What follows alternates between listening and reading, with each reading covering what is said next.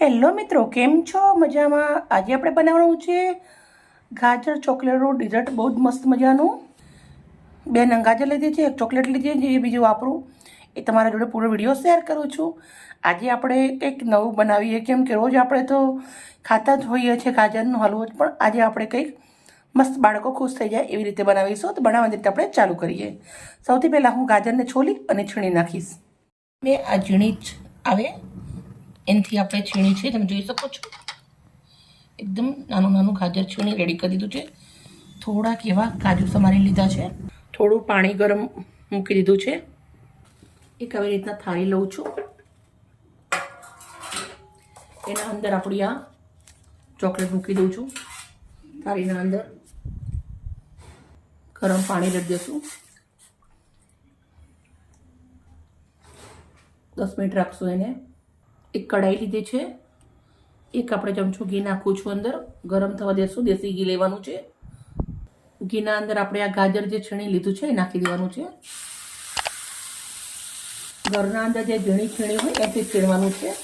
હવે ગાજરને આપણે સરસ મજાનું શેકી લેવાનું છે. જેવી રીતે હલવો બનાવીએ શેકીએ એવી રીતે જ આપણે આને શેકવાનું છે.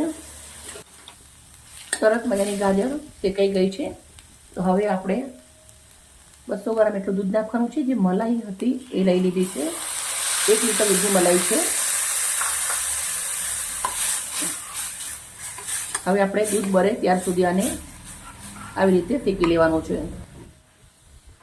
2 નંગ મેં ઇલાયચી લીધી છે. એના આપણે ખાલી બીજ કાઢીને નાખું છું. ચાવવામાં આવે બહુ જ સરસ લાગે. તમે વાટીને પણ નાખી શકો છો.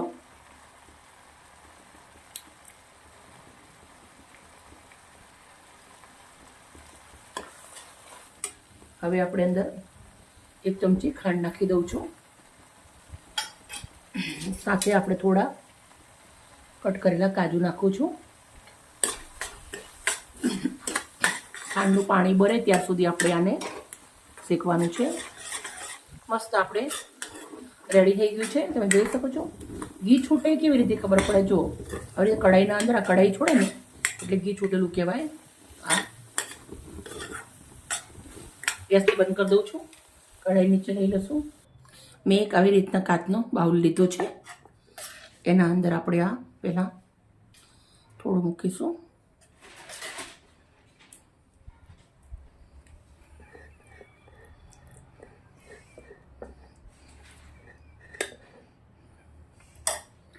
થોડાક એવા કાચું નાખી દઉં છું. કાચું થોડું નાખી દઈશું. બધું જ આપણે આવી રીતે લઈ લેવાનું છે આના અંદર. હવે આપણી જે ચોકલેટ છે થોડું આવી રીતે આપણે એનું કટ કરશું. પછી એને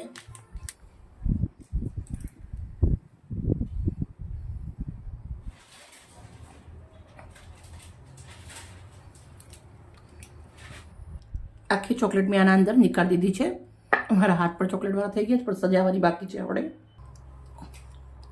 આપણા જે કાજુના ટુકડા રાખ્યા હતા એ નાખી દેવાના છે. હવે આપણે આવી રીતે હળવા હાથે એને દબાવી દેવાનું છે.